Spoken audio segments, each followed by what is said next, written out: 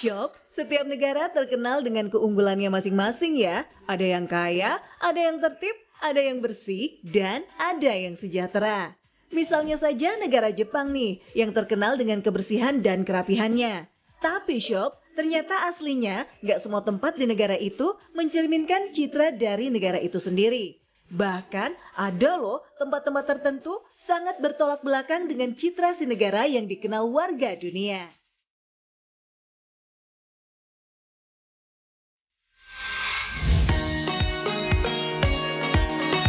Shop, buat kamu-kamu para traveler, Jepang jadi salah satu destinasi yang wajib masuk ke dalam bucket list karena negaranya yang terkenal sangat bersih. Para peneliti dari Universitas Yale dan Columbia bekerja sama dengan World Economic Forum bahkan menetapkan Jepang menjadi negara paling bersih di Asia tahun ini. Kamu akan sulit menemukan sampah jalan raya, taman, toilet umum, dan semua sudut negeri Sakura. Tak jarang kita melihat orang-orang Jepang berjalan sambil membawa sampah di tangan sembari mencari tempat sampah. Dan walaupun tempat sampahnya jauh, jangan salah, sampah itu akan disimpan dan akan dibuang di tempat sampah rumahnya. Kalau jalan-jalan, paling nggak enak kan kalau toiletnya kotor dan bau? Di Jepang, kalian akan dimanjakan karena toilet umumnya canggih-canggih sob. Nggak cuma bersih, tapi juga keren. Nggak bakalan mau cepat-cepat keluar dari toilet deh kalau toiletnya keren-keren begini. Selidik punya selidik, ternyata kebiasaan bersih ini memang ditanamkan sejak di sekolah. Pelajaran utama anak-anak sekolah mulai dari tingkat TK adalah bersih-bersih sob. Matematika, fisika, sejarah nggak perlu tiap hari dalam jadwal. Tapi acara bersih-bersih wajib ada setiap hari. Meskipun akhirnya satu ruangan yang sapu ada banyak, setidaknya kebiasaan ini mengakar dalam diri sejak kecil.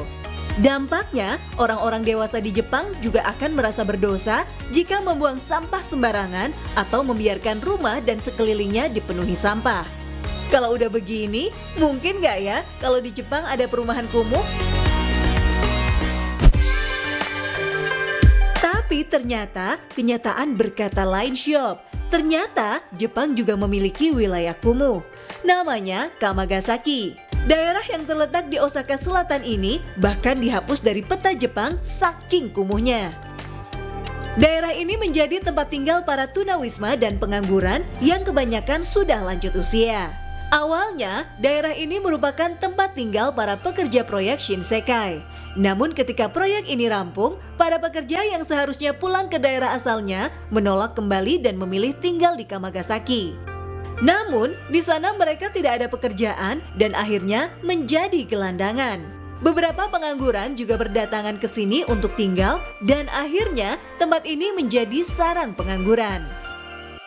Ada banyak bangunan tak terawat, sampah-sampah berserakan, dan rumah-rumah darurat yang hanya dibangun dari triplex atau kardus.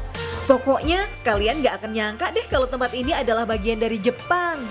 Pemerintah Jepang akhirnya menghapus daerah ini dari peta agar mengurangi penganggur yang datang dan juga mencegah turis datang ke sini.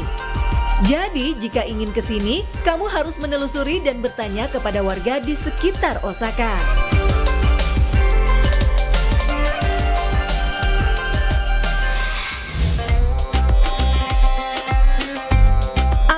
Muncul dalam benak Sobat 7 kalau dikasih kesempatan ke India?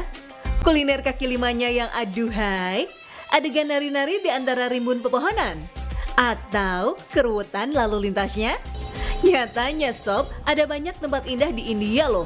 Namun, para turis mengaku berpikir dua kali jika mau ke India karena tingkat kejahatannya yang cukup tinggi.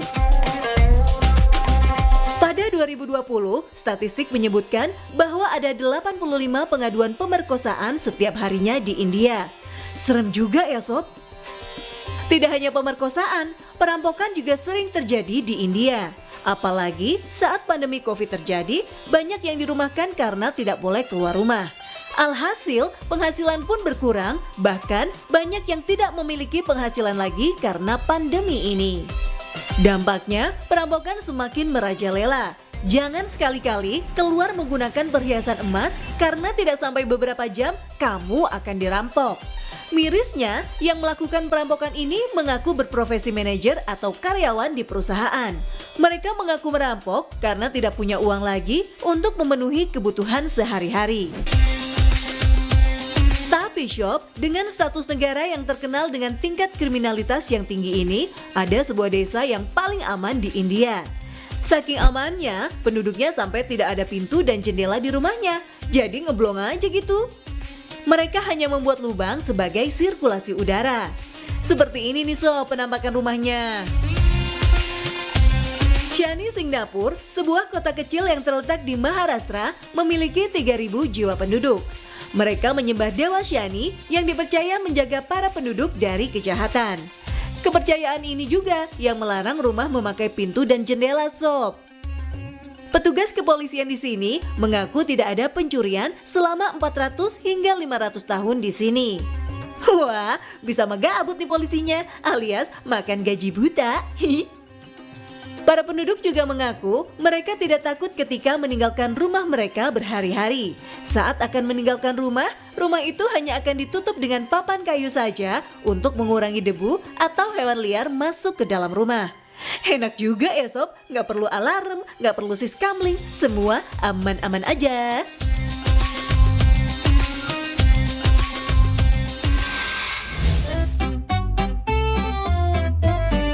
Dari India, kita ke Finlandia.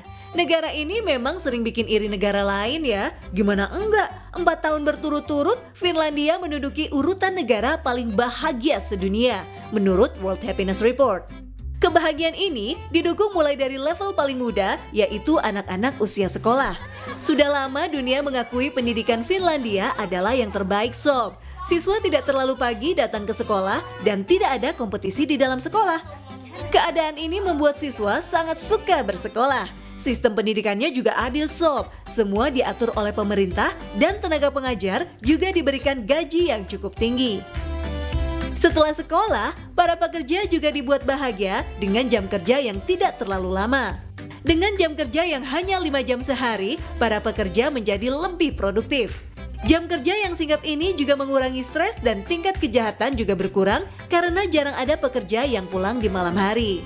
Tingkat ekonomi yang cukup merata juga mengurangi kesenjangan sosial sehingga kebahagiaan meningkat. Nah, di tengah tingginya kebahagiaan masyarakat Finlandia, ada sebuah kota yang selalu membuat kegiatan pesimis di wilayahnya. Kota Puolanka merupakan kota terpencil di Finlandia yang sebagian besar penduduknya adalah orang tua.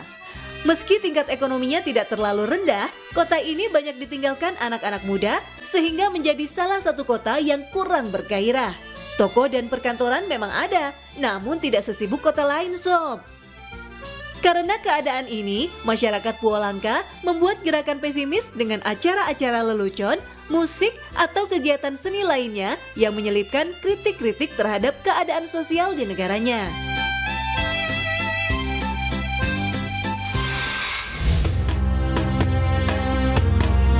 Sobat 7, kalau Indonesia terkenal sebagai Zamrud Khatulistiwa karena hutan hujan tropisnya, maka di Saudi Arabia sejauh mata memandang hanya ada gurun pasir. Negara ini bahkan dijuluki kerajaan gurun pasir. Kekayaan mereka memang bukan dari yang hijau-hijau, tetapi dari yang hitam-hitam, alias minyak bumi Sob. Karena kekayaan mereka ini, 80% bahan pangan diimpor dari negara lain. Penyebabnya juga karena hanya 1,5% lahan di Arab yang bisa ditanami tanaman. Tapi itu dulu Sob, sejak tahun 1990, pemerintah Saudi Arabia mulai memperhatikan sektor pertanian. Salah satunya di wilayah Asir. Lahan-lahan di Arab mulai diusahakan agar bisa subur dan produktif. Hasilnya, Saudi Arabia menjadi salah satu negara eksportir gandum di dunia. Bukan hanya itu saja, Saudi Arabia juga sudah mulai mengekspor sayuran dan susu dari hasil peternakan. Kok bisa ya negara gurun mengerjakan lahan pertanian? Mereka mulai membangun teknologi pertanian yang modern Sob.